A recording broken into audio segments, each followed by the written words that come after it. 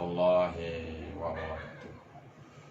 Baiklah anak-anak, pertama-tama kita henti-hentinya memanjatkan puji syukur kehadiran Allah Subhanahu wa Ta'ala, berkah limpah rahmat serta nikmatnya kita pada hari ini dapat berkumpul kembali walaupun dalam suasana corona, sehingga kita belajar lewat jarak jauh melalui daring ini.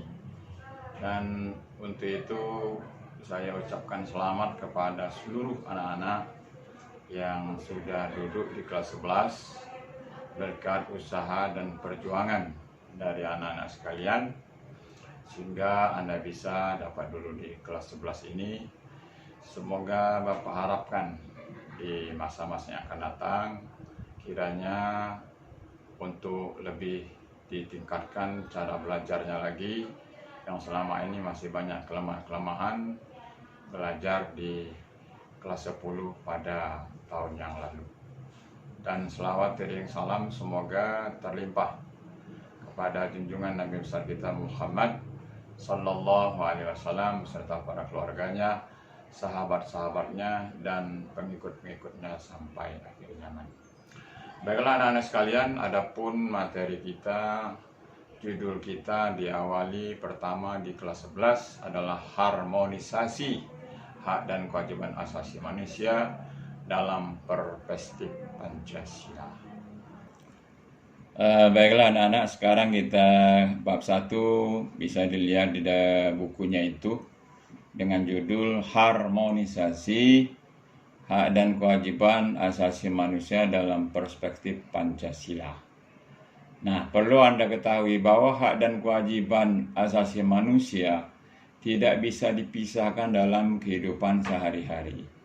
Kalau kita bicara hak, pasti di belakangnya, di ujungnya diikuti dengan kewajiban. Kita lihat berikut ini.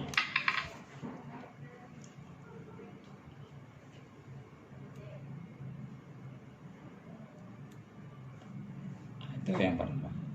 Kita lihat dulu bagian-bagian dari harmonisasi hak dan kewajiban asasi manusia dalam perspektif Pancasila. Pertama, makna hak dan kewajiban asasi manusia. Kemudian yang kedua, hak dan kewajiban asasi manusia dalam nilai-nilai Pancasila. Yang ketiga, pengertian faktor dan bentuk pelanggaran HAM. Dan yang keempat, upaya dan penanganan kasus hak asasi manusia. Dalam pertemuan kita kali ini mungkin tidak bisa diselesaikan keempat-empatnya karena waktu dan kondisi, namun kita berusaha agar supaya Bapak dapat menjelaskan kepada anak-anak sekalian, dan juga anak-anak kami harapkan untuk tetap berkontribusi untuk melihat buku wajibnya, buku cetaknya, supaya tidak ngambang sehingga terarah apa yang Bapak utarakan pada hari ini. Nah, yang pertama, makna hak dan kewajiban. Apa itu hak? Hak itu adalah sesuatu yang dimiliki oleh manusia. Sedangkan kewajiban itu sesuatu yang harus dikerjakan, dilaksanakan oleh manusia dengan rasa penuh tanggung jawab. Nah, di antara hak dan kewajiban ini harus adanya harmonisasi. Kalau tidak demikian, maka akan terjadi pelanggaran-pelanggaran yang kita tidak sukai. Misalnya contohnya hak. Setiap orang mempunyai hak untuk menggunakan jalan raya. Setiap orang. Tapi kalau kita menggunakan jalan raya semau-maunya saja, berarti kita sudah mengurangi, melanggar hak-hak orang lain yang mempunyai hak yang sama untuk menggunakan jalan raya tersebut. Jadi kita harus memikirkan juga kepentingan orang lain di samping kepentingan kita sendiri. Nah, kalau kita sudah menggunakan hak di jalan raya dengan baik, dengan teratur, tentunya juga kita sebagai warga negara harus juga mempunyai kewajiban. Apa kewajiban itu? Sudah dikatakan tadi, sesuatu yang harus dilaksanakan, sesuatu yang harus dibayar, dipenuhi sebagai warga negara. Kalau tidak ada hukuman sanksi dari negara. Apa itu contoh kewajiban? Sebagai warga negara yang baik harus membayar pajak. Misalnya pajak motor, pajak mobil, ya kan? Nah, ini harus dibayar. Dan juga kalau tidak membayar pajak, maka kita akan dikenakan sanksi oleh negara. Misalnya saja Anda punya motor tidak bayar pajak, nanti ditilang, nanti kena denda, dan macam-macam hukuman lain yang diberikan negara kepada Anda semua atau sebagai warga negara. Kemudian daripada itu, kita bicara tentang hak azazi manusia ini. Hak azazi manusia itu adalah hak-hak dasar. Hak-hak dasar yang dianugerahkan oleh Tuhan Yang Maha Esa kepada manusia sejak lahir. Sejak lahir sudah ada hak azazi manusia. Contoh, adanya hak kebebasan. Misalnya setiap orang itu tidak mau dijajah. Makanya negara-negara sekarang ini kan tidak ada lagi negara yang dijajah, karena kebebasan dan kemerdekaan itu adalah hak asasi manusia. Nah, kemudian juga menghilangkan orang lain, nyawa orang lain, kan itu menghilangkan hak asasi manusia, hak hidup. Dan itu akan dihukum oleh negara sesuai dengan pasal 338 ayat 1 Kitab Undang-Undang Hukum Pidana. Ya kan? Nah, kalau di dalam agama kita juga berdosa terhadap aturan agama kita masing-masing, di mana orang yang kita bunuh itu mempunyai hak untuk hidup. Maka kenapa kita harus bunuh dia? Ya kan? Kemudian asasi manusia itu juga untuk kebahagiaan. Tidak semua orang mau untuk hidup sengsara, ya kan? Tidak orang mau untuk hidup sengsara. Makanya kita hidup di dunia ini harus berusaha dan berdoa sesuai dengan keagamaan kita masing-masing. Itu kita berikut, kita lihat lagi materinya.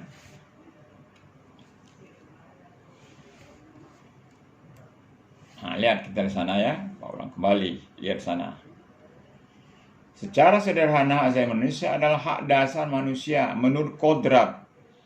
Kodrat itu sudah penentuan dari Tuhan Yang Maha Esa.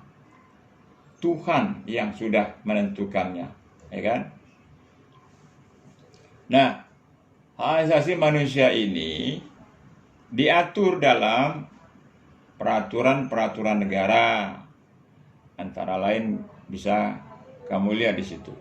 Undang-Undang Nomor 39 Tahun 99 tentang HAM itu, ya kan? Di mana pemikirannya Tuhan Yang Maha Esa adalah pencipta alam semesta, manusia dianguni jiwa dan seterusnya. Hak asasi manusia dimusnahkan, tidak boleh dimusnahkan oleh siapapun dalam keadaan apapun. Kalau terjadi maka negara akan memberikan hukuman kepada yang bersangkutan. Seterusnya, nah, kita lihat di sana, adapun ciri khusus hak asasi manusia jika dibandingkan dengan hak-hak lainnya sebagai berikut. Yang pertama, hakiki adalah hak asasi manusia umat manusia yang sudah ada sejak lahir. Sejak lahir sudah ada hak asasi manusia, ya kan? Dan itu adalah ketentuan dari Tuhan Yang Maha Esa secara kodrat. Kemudian yang nomor 2 atau B, universal. Arti universal itu secara menyeluruh, secara keseluruhan, secara umum. Artinya asasi manusia itu yang berlaku untuk semua orang tanpa memandang status, suku bangsa, kaya, miskin, ya kan? Laki-laki, perempuan, kaya, miskin, sengsara, bahagia, tidak pandang itu sebenarnya. Semua orang itu mempunyai hak asasi manusia secara universal. Dimanapun dia saja berada, pasti mengikuti asasi manusia secara universal. Kemudian yang C-nya dilihat situ, tidak dapat dicabut. Nah, dia asasi manusia ini tidak bisa dicabut atau diserahkan kepada orang lain karena dia sudah melekat di dalam individu yang bersangkutan, sehingga tidak bisa dicabut. Ini ciri khusus daripada hak asasi manusia itu. Dan yang keempat atau D, tidak dapat dibagi-bagi. Artinya semua orang berhak mendapatkan semua hak. Misalnya hak untuk berbicara, hak untuk berpolitik, hak untuk tidak membicarakan hal-hal yang tidak baik. Itu adalah tidak dapat dibagi-bagi kepada semua orang. Jadi semua orang berhak mendapatkan semua hak, ya? Berhak mendapatkan semua hak. Jadi tidak bisa kita membatasi hak-hak orang lain itu semau kita. Semuanya ada peraturan yang sudah ditentukan oleh negara. Oleh karena itu kami berharap kepada anak-anak. Makanya kita membaca itu di dalam buku cetak itu tidak hanya membaca, tetapi harus dipahami, dimengerti, dan bila perlu diberi contoh pribadi oleh masing-masing Anda. Atau Anda lihat kasus-kasus di televisi, atau kasus-kasus yang ada di masyarakat, maka Anda hubungkan yang Anda pelajari, yang Anda pahami selama ini. Ya. Berikutnya, makna kewajiban asasi manusia. Itu makna kewajiban berarti kalau ada kata makna berarti pengertiannya sangat dalam sekali, ya kan? Pertama, maknanya dari kewajiban asasi manusia, kewajiban kepada Tuhan Yang Maha Esa sebagai pencipta. Apa kewajiban asasi kita? Tentunya kita menyembah, mengabdi kepada Tuhan Yang Maha Esa sesuai dengan agama dan kepercayaannya masing-masing, ya kan? Di dalam sila pertama itu kan Anda bisa lihat itu percaya dengan adanya ketuhanan Yang Maha Esa, ya kan? Karena Tuhanlah yang menciptakan bumi, langit dan bumi, segala isi yang ada di dalamnya, ya. Dan yang B, kewajiban manusia untuk menjalankan tugas sebagai manusia. Apa tugas kita, kewajiban kita? Ya kan? Kita di rumah, kewajiban kita membantu orang tua, ya kan? Pekerjaan apa saja yang sudah diperintahkan oleh orang tua kita harus patuh, ya kan? Jadi jangan sampai kita melanggar. Dan juga kita jangan sampai menerusi kasus-kasus yang tidak sesuai.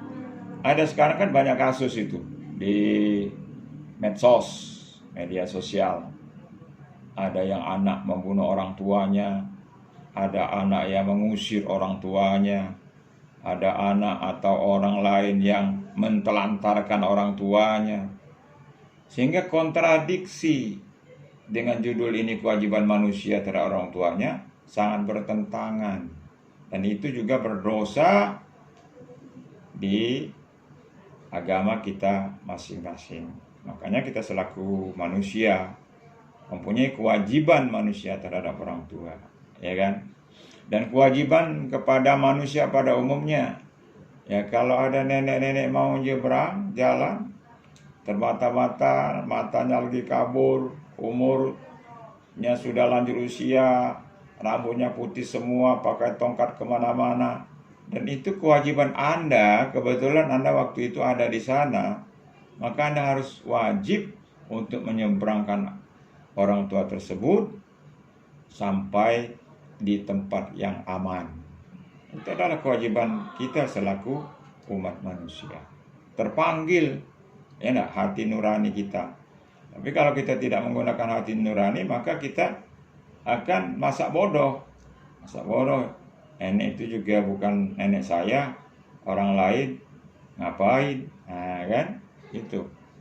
Yang C, kewajiban moral atas dasar norma yang benar dan salah sebagaimana diterima dan diakui oleh masyarakat. Apa misalnya dalam masyarakat atau di dalam negara?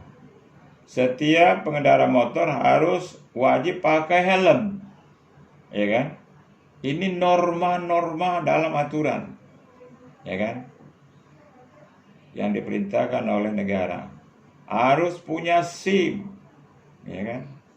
Harus punya spion, harus hidup semua lampu kiri kanannya, ya kan? Dan juga jangan sampai kita kebut-kebutan di jalan raya, karena jalan raya itu kan hak bersama, kewajiban bersama untuk menggunakannya, bukan kita hanya seorang saja, orang lain juga punya kewajiban untuk memakainya, ya kan? Untuk menggunakannya. Jadi kita harus jangan menomorsatukan egois, mementingkan diri sendiri, tapi tidak mematuhi, tidak memperdulikan kewajiban orang lain atau hak orang lain di jalan raya. Ya. Berikutnya kita lihat jenis hak asasi manusia. Tuh, ada dua tuh. Yang pertama, Universal Declaration of Human Rights. Ada dua, ada 4 ya. Ada 6. Hak pribadi. Ya, personal right. Ya. Jadi kita untuk memilih agama itu tidak bisa dipaksa orang-orang lain. Itu hak pribadi kita. Berdasarkan hati nurani. Personal right. Dan B, hak ekonomi, hukum dan pemerintahan juga demikian punya hak.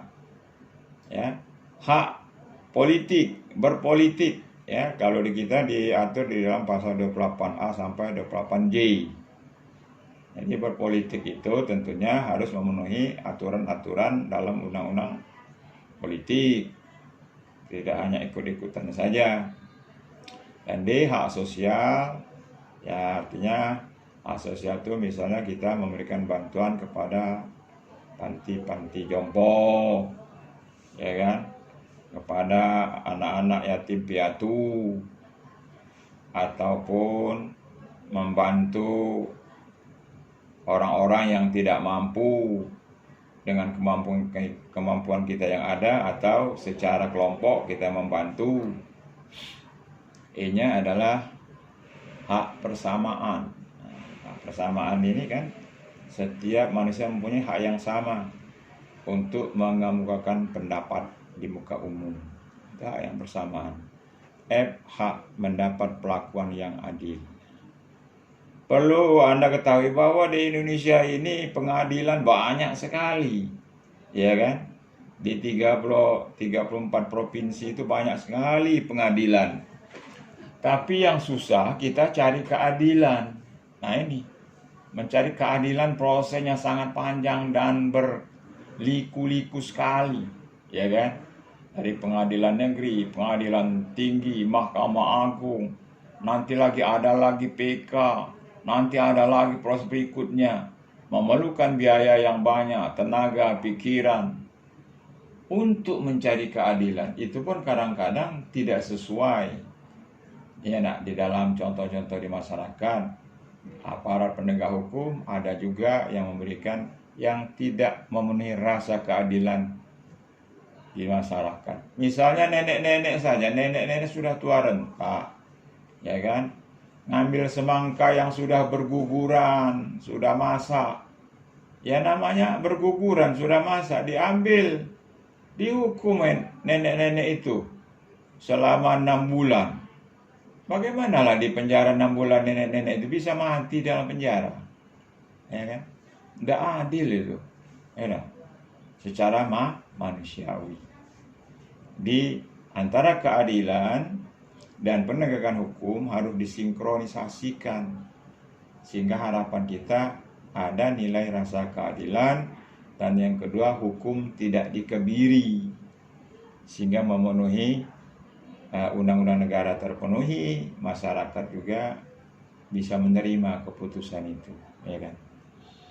Dan yang kedua, Undang-Undang Dasar 45 dan ketetapan MPR nomor 17 Romawi, MPR 98. Hak hidup, hak untuk hidup, hak untuk berkeluarga dan melanjutkan keturunan.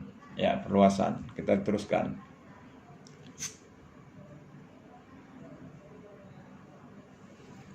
Nah.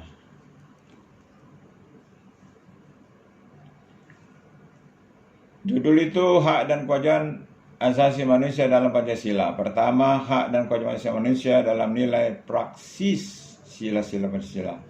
Jadi hak dan kewajiban nilai praksis artinya dalam kehidupan sehari-hari itu, ya, direalisasikan, diwujudkan itu nilai-nilai di dalam Pancasila itu. Misalnya dalam Pancasila itu satu ketuhanan yang Maha Esa. Bagaimana nilai praksisnya kita wujudkan? Sudahkah Anda menyembah Tuhannya masing-masing? Ya kan? Kalau Islam, Allah Subhanahu wa taala, bagaimana sholat 5 waktunya sudah dipraktek belum? Sudah betul-betul dilaksanakan belum? Ya kan? Kalau orang Bali, tentu dia akan menyembah Sang Hyang Widiwasa, ya kan? Melalui pura-puranya, wah banyak sekali itu, ya. Dan juga kita harus menghormati teman-teman kita yang berbeda agama dengan kita, ya. Saling menghormati dalam melaksanakan ibadah sesuai dengan agama dan kepercayaannya masing-masing, ya kan? Kalau Kristen, dia pergi ke gereja, ya kan?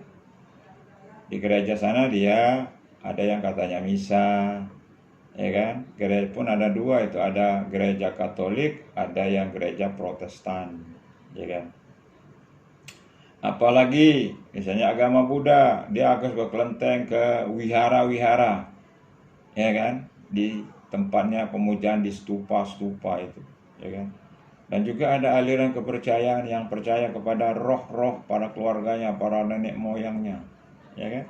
Ya silakan saja bukti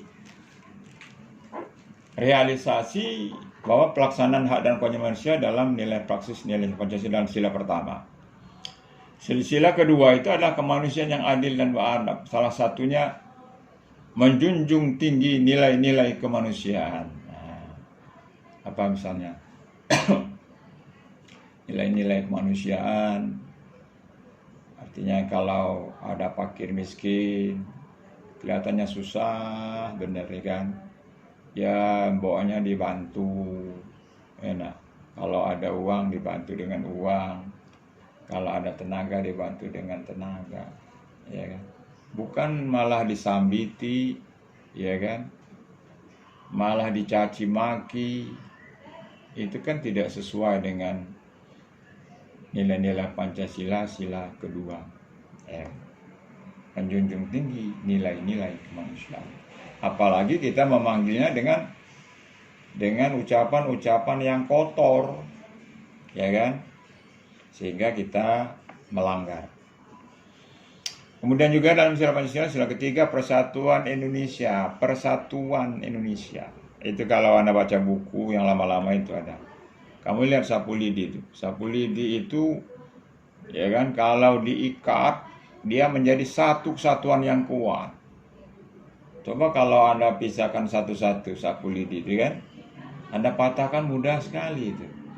Itulah persatuan, lambang persatuan Indonesia. Kalau persatuan Indonesia ini kan bermacam-macam suku, bangsa, agama, adat, dan kebiasaan. Tapi semuanya kalau sudah bersatu, membentuk kekuatan yang sangat besar. Dan negara lain juga akan takut dengan kesatuan itu. Tapi kesatuan itu bisa hancur, ya kan? Gara-gara ekonomi, gara-gara jabatan, kan gara-gara perbedaan agama, gara-gara status sosial, gara-gara pertikaian antar kampung misalnya, itu akan menghancur sendiri sendi-sendi persatuan Indonesia itu.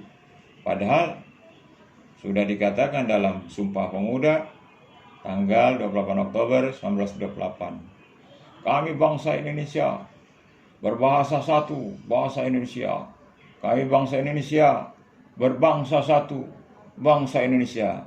Kenapa masih gontok-gontokan? Ya kan, antar daerah satu daerah lain.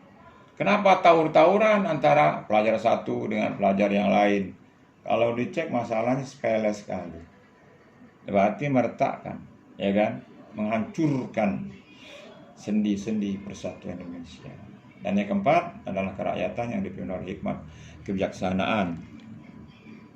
Dan seterusnya kita teruskan saja. Yang keempat ya, kerakyatan yang dipimpin oleh hikmat.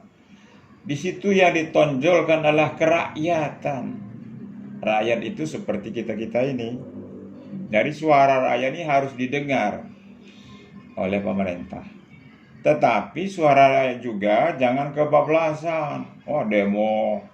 Demonstrasi, jalan tutup semua, ya kan? Ngomong dengannya mikrofon besar-besar, gedung-gedung dihancuri untuk didengar pendapat-pendapat mereka. Tapi sayang, ya kan? Memaksakan kehendak merugikan orang lain. Ya boleh-boleh saja untuk demonstrasi. Demonstrasi dengan berdemo boleh-boleh saja. Sesuai dengan aturan-aturan yang berlaku. Jalan jangan ditutupi, ya kan? Aparat itu kan rakyat juga. Manusia juga seperti rakyat biasa juga kan. Dia juga di satu sisi menegakkan hukum, dan kita juga di sisi lain untuk menyarankan kemauannya kita. Nah, bagaimana kemauan kita dengan penegak aparat hukum ini disinkronisasikan sehingga tidak ada yang menjadi korban di lapangan.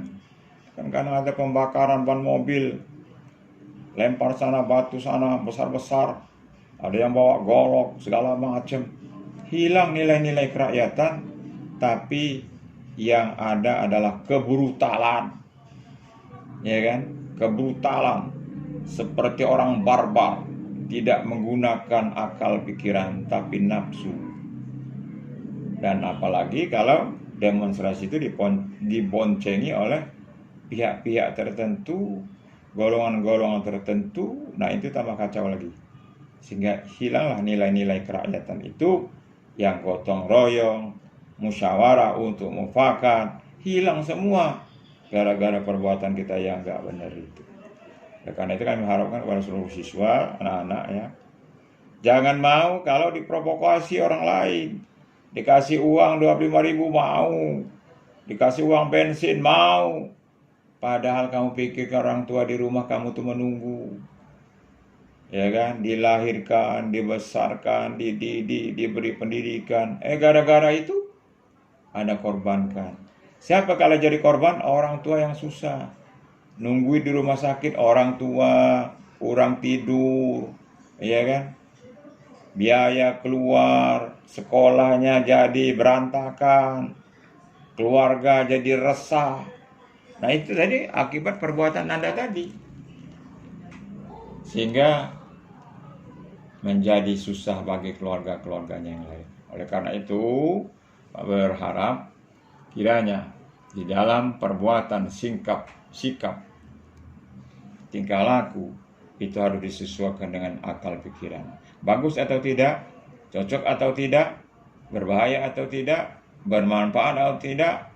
Nah, itulah kita harus berpikir. Karena akal ini diberi Tuhan untuk berpikir yang baik dan bijaksana. Hikmat, kebijaksanaan, dan akal nurani yang luhur. Hati nurani yang luhur itu artinya berpikir cerdas. Yang tidak bagus tidak usah dikerjakan. Kalau bagus, kerjakan dan tidak merugikan orang lain. Berikutnya kita lihat ya.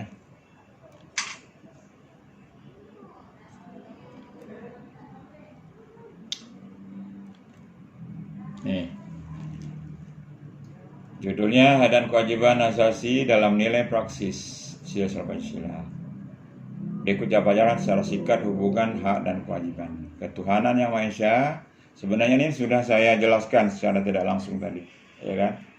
Melaksanakan ibadah, menghormati perbedaan agama, ya kan? Karena di Indonesia ini terdapat bermacam-macam agama. Bahwa negara Indonesia tidak bisa dijadikan negara Islam secara utuh, tidak bisa, karena terdapat bermacam-macam agama. Beda seperti Arab Saudi Arabia, seluruhnya Islam. Beda misalnya di Athena, Yunani, semuanya Kristen, ya kan? Nah, di Indonesia tidak bisa seperti itu. Sampai kapanpun tidak bisa dijadikan semata-mata Indonesia menjadi negara Islam. Makanya pada Piagam Jakarta tanggal 22 Juni 1945 itu dikatakan, ya kan, menjalankan kewajiban terhadap Tuhan Indonesia bagi umat Islam. Nah, bagi umat Islam pemeluknya itu dihapus karena untuk menghormati agama-agama yang lain. Sehingga diakuilah secara resmi dengan TAP MPRS nomor 12 tahun 1998, nilai-nilai Pancasila yang ada sampai sekarang ini. Itulah untuk mengimbangi jangan sampai terjadi pergolakan ataupun perang antar agama. Bahaya sekali kalau seperti itu terjadi. Kita lanjutkan karena sebagian sudah dijelaskan.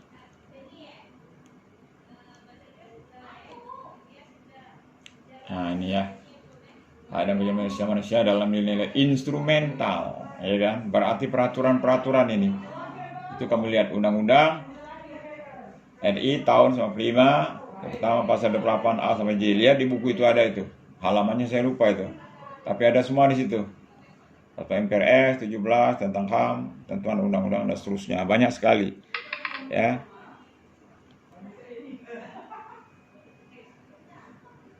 Nah, dan ini rasanya materi terakhir ini, walaupun tidak terakhir, kita anggap saja selesai. Nanti ada faktor internal, ada faktor eksternal.